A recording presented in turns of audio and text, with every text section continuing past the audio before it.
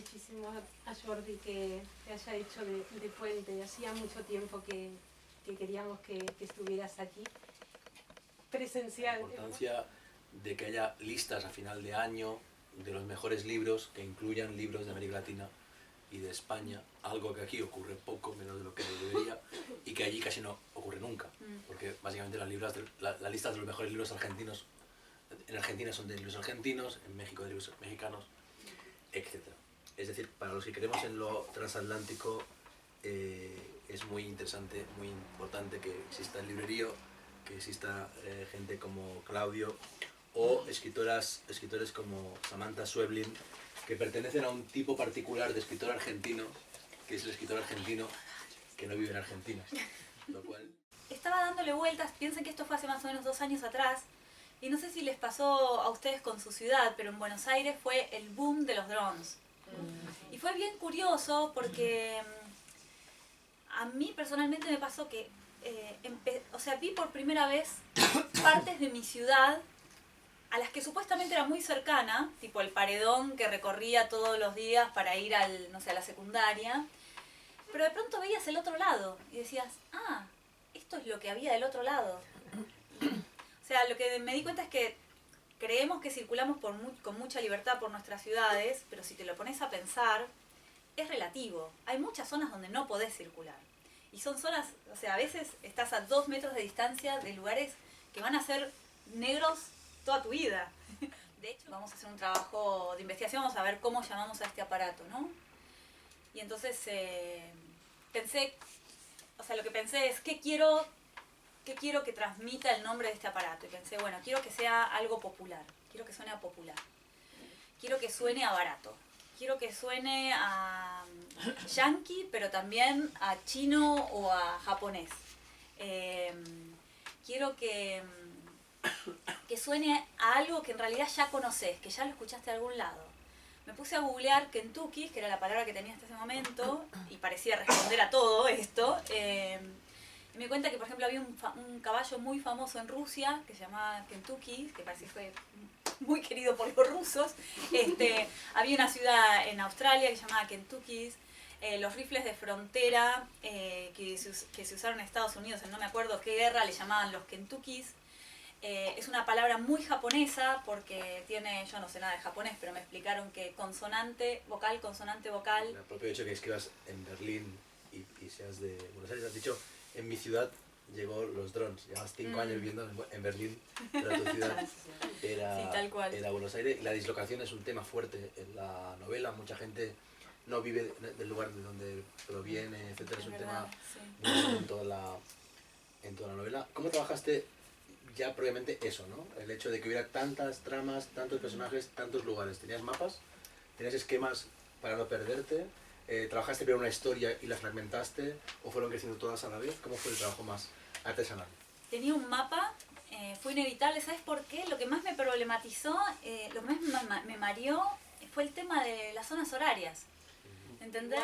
Que como hablaba, o sea, la peruana, por ejemplo, en el borrador decía que mandaba su Kentucky a la cucha.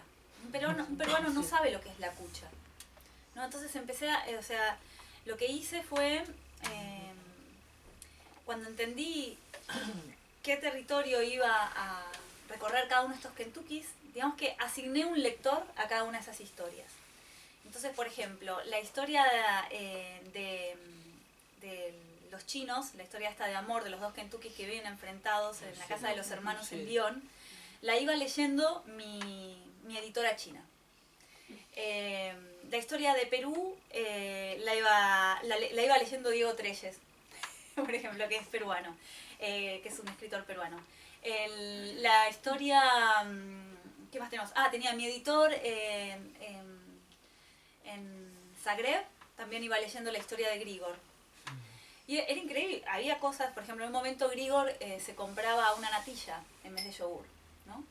Y mi editor me decía, no sé lo que es la natilla, ¿dónde se compra natilla? Acá no comemos natilla, ¿no?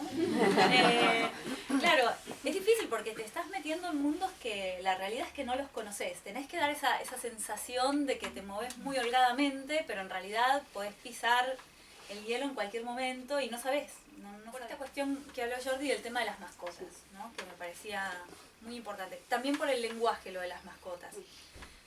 Es decir, me parece que hay algo... quería transmitir también en cada una de esas conexiones la fatalidad del lenguaje. Cuando el Kentucky recién se enciende, el Kentucky es mascota, porque no tiene lenguajes, no se estableció ningún tipo de conexión, no se estableció con el amo cómo se van a comunicar. Y es curioso como en esa instancia en la que la relación es de amo y mascota, todo parece estar bien entendido, ¿no? No hay prejuicio. Es mucho menor. Obviamente, si la mascota ve algo muy violento, tendrá prejuicio, pero no hay discusión moral, no hay discusión ética, es la relación amo-mascota, ¿no? Sobre todo desde el amo, ¿qué sabe él lo que está pensando el que está dentro del Kentucky? Pero en cuanto las conexiones entran en comunicación, en cuanto deciden dibujar un abecedario en el piso, o hablarse por chat, o llamarse por teléfono, en cuanto empieza a tomar protagonismo el lenguaje, hay ruido. Ahí empiezan los problemas. A mí lo que me pasó con la novela, y no sé si les ha pasado a ustedes, es que como me introdujo muy rápido, llegué a un momento en que me sentía como un Kentucky en tu historia, ¿no? Porque digo, ¿qué hago yo metido aquí? Y en realidad estaba como atrapado. Y tuve esa sensación, no sé qué les habrá pasado al resto, ¿no?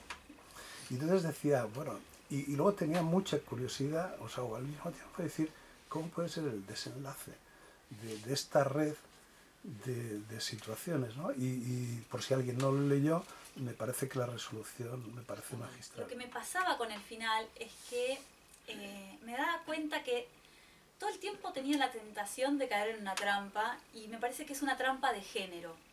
Es decir, aunque yo reniego de que sea una novela de ciencia ficción, sí es verdad que tiene un halo, o sea, hay algo que late como ciencia ficción, aunque sea algo absolutamente contemporáneo.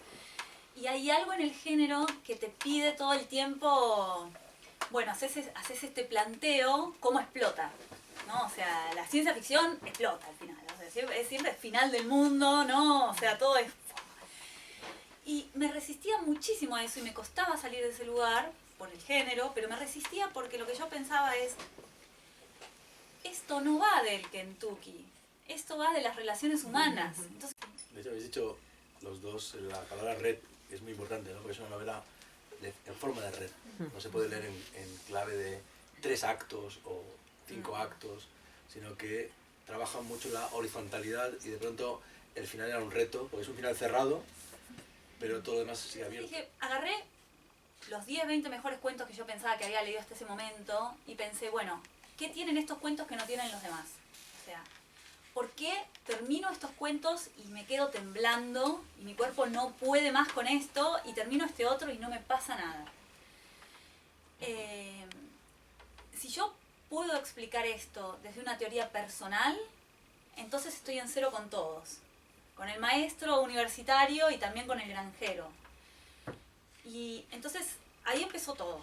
Y lo que fui entendiendo y sigo pensando y voy tratando de pensar en cada uno de los cuentos nuevos que escribo o que leo, es algo bien simple en realidad, y es que creo que un cuento siempre lo que hace es plantear un mundo, cualquier mundo. Un mundo no es algo enorme, intangible. Un mundo es, estoy afuera, llueve, espero a mamá. Eso es un mundo.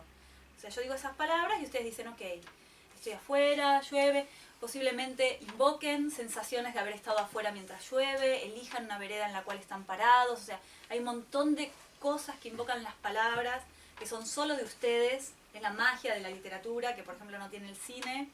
Es esa sensación de mojados de esa tarde cuando tenían 15 años, solos de noche. Y construyen ese mundo. Lo que hace un cuento hacia el final es destruir ese mundo que se construyó. Y inmediatamente después de que se construyó, hay una conexión emocional con el lector en el que entendemos qué es lo que se siente respecto a esa destrucción. Parece complicado, pero no lo es. Miren, por ejemplo, les doy un ejemplo de Edgar Keret que me encanta. Edgar Keret es un cuentista israelí extraordinario, que a mí me encanta. Y entonces él un día tuiteó esto. Lo practicas, te lo conté hace un rato, entonces me debería salir más o menos bien, porque no me lo sé de memoria. No soy Andrés Neumann. Lo odio, ¿cómo lo envidio? Le decís cualquier cosa y él te cita así 20 páginas. Bueno, el tweet decía algo así. Mi abuela siempre decía que uno no puede irse de la casa sin antes hacer una buena cagada. Pero mi abuela, entonces después dice, mi abuela era una vieja loca. Y después dice, pero acá estoy, tipeando en el inodoro. Y ustedes dicen, ja, ja, ja, ja. Eso que les pasa en el cuerpo es que el texto funcionó, no importa la longitud. O sea, yo los invoqué a jugar con una serie de palabras, creamos un mundo, ¿no? Dijimos, la abuela decía que no se puede ir uno de la casa sin antes dar una buena cagada, y ustedes invocaron todo eso y crearon el mundo, y después dijimos, era una vieja loca. Es decir, eso, yo no creo en eso. Es una tontería, ¿sí? Cancelo el mundo. Si hubiera terminado ahí el cuento, ustedes hubieran dicho, ¿sí? Entonces necesito una conexión emocional en la que el lector y el escritor se tocan y en la que el texto se justifica. Ustedes entienden por qué estoy contando lo que estoy contando. Y entonces Edgar Queret dice, pero acá estoy en el inodoro tipeando. Y ustedes dicen, ¿no? Es que te tocó, ¿no? O sea, cuando el mundo se cancela, hay algo que cambia en la cabeza. Lo que pensabas que era de una manera, es de otra, ¿no? El texto está funcionando acá. Y en la conexión emocional, es o en el estómago o en el corazón. Es como, ¿no? Entendí. O sea, valió la pena este momento en el que leí el texto.